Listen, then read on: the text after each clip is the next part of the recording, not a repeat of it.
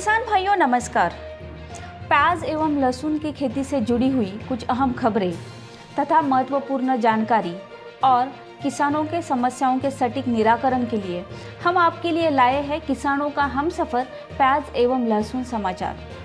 प्याज एवं लहसुन समाचार के इस 5वें अंक में मैं अश्विनी बेन के वैज्ञानिक अनुवांशिकी एवं पादप प्रजनन आप सभी का संस्थान की ओर से स्वागत करती हूँ। तो चलिए इस अंक की शुरुआत करते हैं कुछ अहम खबरों के साथ।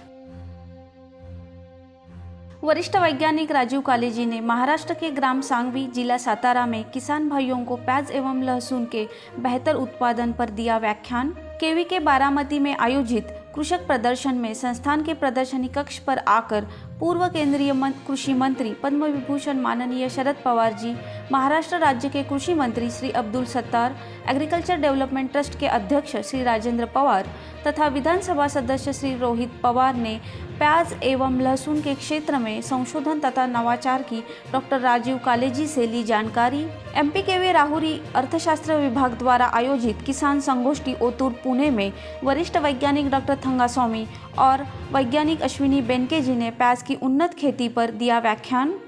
Indian society of allium ICR DOGR तथा जैन इरिगेशन लिमिटेड जलगांव के सहयोग से प्याज, लहसुन और अन्य एलियम प्रजातियों के उत्पादन और मूल्य श्रृंखला प्रबंधन में उभरती प्रौद्योगिकियों और रुझानों विषय पर तीसरी राष्ट्रीय संगोष्ठी 10 से 14 फरवरी के दौरान जलगांव महाराष्ट्र में संपन्न।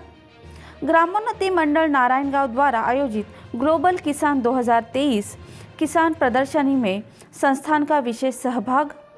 प्रधान वैज्ञानिक डॉक्टर विजय महाजन बने प्याज एवं लहसुन अनुसंधान निदेशालय के नए निदेशक। आज के किसान सलाह में जानेंगे पछेती खरीफ की खड़ी फसल के बारे में। कीटनाशक तथा फफूंदनाशक का छिड़काव प्याज निकालने के पहले 20 दिन बंद करें। लगभग 50% प्याज की गर्दन गिरने पर प्याज निकालें। प्याज उखाड़ने के बाद उन्हें पत्तियों समेत 3 दिन तक खेत में ही रख कर सुखाना है, जिससे कंद शुष्क होने और उसका जीवन अवधि बढ़ जाता है। उसके पश्चात 3 से 4 सेंटीमीटर गर्दन छोड़कर प्याज का ऊपरी हिस्सा काट देना है, जिससे कि बेहतर भंडारण हो सके। कटे हुए प्याज वापस छांव में 10 से 12 दिन सुखाकर ही उसका आगे भंडारण करें। किसान भाइयों, रबी प्याज की फसल में थ्रिप्स का प्रकोप दिखने पर कीटनाशक प्रोफेनोफास 50% EC 1 ml प्रति लीटर या कार्बोसल्फान 25% EC 2 ml प्रति लीटर या फिप्रोनिल 5% SC 1 ml प्रति लीटर की दर से अदल बदल कर छिड़काव करें। भूरे और बैंगनी धब्बा के नियंत्रण के लिए मैंकोजेब 75% WP 2.5 ग्राम प्रति लीटर या ट्राइसाइक्लाजोल 1 ग्राम प्रति लीटर या प्रोपिकैनाजोल 1 ml प्रति लीटर फफूंदनाशकों का छिड़काव अदल बदल कर सुबह या शाम को करें। साथ ही उसमें आधा ml प्रति लीटर की दर से स्टिकर डालना न भूलें। बढ़ती गर्मी के कारण प्याज की फसल में पानी का उचित व्यवस्थापन करना बहुत ज़रूरी है। तापमान के अनुसार टपक सिंचाई वाले किसान 1 दिन के अंतराल से पानी दें। समतल सिंचाई वाले किसान मिट्टी में उचित मात्रा में पानी की उपस्थिति को बरकरार रखें। आज की विस्तृत चर्चा में जानेंगे प्याज बीज उत्पादन फसल में परागण व्यवस्थापन के बारे में वैज्ञानिक डॉक्टर सौम्या जी से। किसान मित्रों, आप सबको मेरे नमस्कार। प्याज की फसल खरीफ, लेट खरीफ और रबी के मौसम में उगाए जाने वाली एक महत्वपूर्ण फसल है, लेकिन प्याज के बीज उत्पादन सिर्फ रबी के मौसम में किया जाता है। प्याज की फसल में पर परागण होता है। प्याज की फसल में उत्पादन वृद्धि के दृष्टिकोण से परागण बहुत महत्वपूर्ण है। प्रकृति में उपलब्ध मधुमक्खियां प्याज बीज उत्पादन के लिए एक तरह से एक वरदान है। मधुमक्खियों के भोजन में मुख्य रूप में मकरंद और पराग का समावेश होता है। मधुमक्खियां विभिन्न फूलों से मकरंद इकट्ठा करती हैं। मकरंद इकट्ठा करते समय फूलों के गुच्छे पर उपस्थित पराग मधुमक्खियों पर लग जाते हैं, जिसके स्वरूप जब मधुमक्खी अलग अलग फूलों पर बैठती हैं तब मधुमक्खियों पर लगे हुए परागण फूलों के पंखुड़ियों पर गिरते हैं और इस प्रकार स्त्री केसर पर पहुंच जाती हैं और परागण होती है।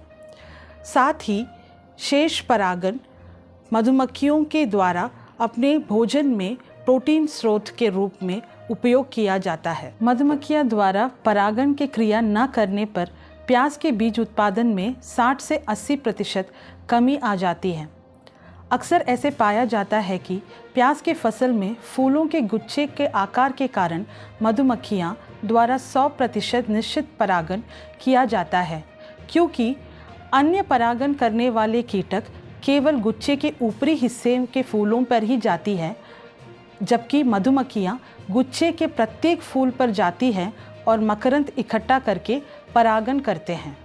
पुष्पन के समय में मधुमक्खियां के फूलों पर न जाने से उत्पादन प्रभावित होता है। इसके वजह से फूलों में बीज नहीं लगती हैं, या यदि वे लगते हैं तो बीज की गुणवत्ता और अंकुरन कम होते हैं।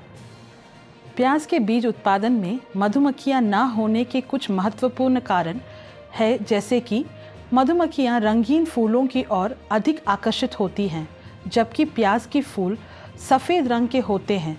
इसलिए मधुमक्खियों के ध्यान आकर्षित करने के लिए रंगीन या सुगंधित फूल वाले पौधों जैसे सरसों, गेंदा, सूर्यमुखी को प्याज के फसल के साथ लगाना चाहिए।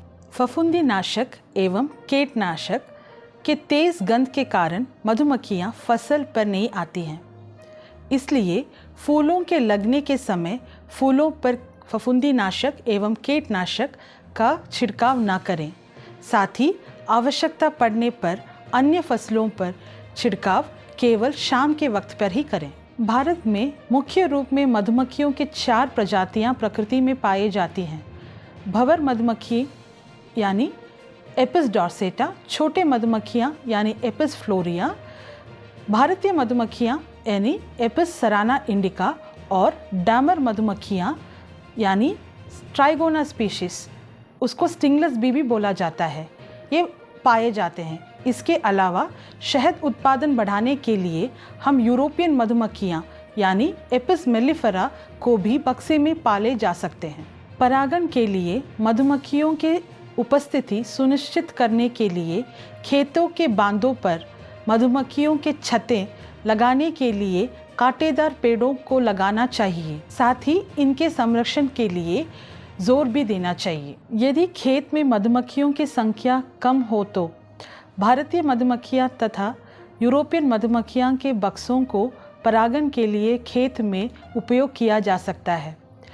प्याज के फसल में परागण के लिए प्रति एकड़ 4 से 6 मधुमक्खी की पेटियां रखने की सलाह दी जाती है। साथ ही प्याज के फसल की विभिन्न किस्मों के बीज को उत्पादन करते समय बीज उत्पादन में 2 किस्मों के बीच के जो दूरी है कम से कम 1 से 1.5 किलोमीटर की दूरी बनाए रखना आवश्यक है, ताकि बीज की गुणवत्ता और शुद्धता बनी रहे। हाल ही में मधुमक्खियों के आबादी में गिरावट आई है। इसका मेन कारण जो है शहद निकालते समय मधुमक्खियों द्वारा बनाए गए छत्तों को जलाना, साथ ही वनों की कटाई में वृद्धि आना, जिसके द्वारा मधुमक्खियों की कॉलोनी लगाने के लिए उपयुक्त स्थान न मिलना। शहद के उत्पादन को बढ़ाने के लिए वैज्ञानिक तकनीकों की इस्तेमाल किया जा रहा है। ये मधुमक्खियों की आबादी को बढ़ाने की सहायता करता है एवं साथ ही हमें मधुमक्खियों का संख्या बढ़ाने के लिए खुली ज़मीन पर और खेतों के नज़दीक पर कांटेदार पेड़ों को भी लगाना चाहिए। किसान भाइयों, विगत हफ्ते में नासिक के सिन्नर से किसान श्रीमती शोभा काकड़े जी ने पूछा था कि प्याज एवं लहसुन के संबंधित उद्यम संकल्पना के बारे में मार्गदर्शन तथा प्रशिक्षण कैसे पाए। किसान भाइयों, याद रखें, भारतीय कृषि अनुसंधान परिषद के प्याज एवं लहसुन अनुसंधान निदेशालय में कार्यरत कृषि उद्यम व्यवसाय मार्गदर्शन केंद्र प्याज एवं लहसुन के संबंधित व्यवसाय कल्पनाओं के लिए मार्गदर्शन करता है, जिसके लिए आप संस्थान से संपर्क कर सकते हैं या फिर राजगुरुनगर में स्थित कार्यालय में आप हमसे मिल सकते हैं। किसान भाइयों, इस अंक का समाचार यही समाप्त होता है। फिर मिलेंगे अगले अंक में प्याज एवं लहसुन की खेती से जुड़ी हुई कुछ नई जानकारी और नई खबरों के साथ। तब तक के लिए नमस्कार।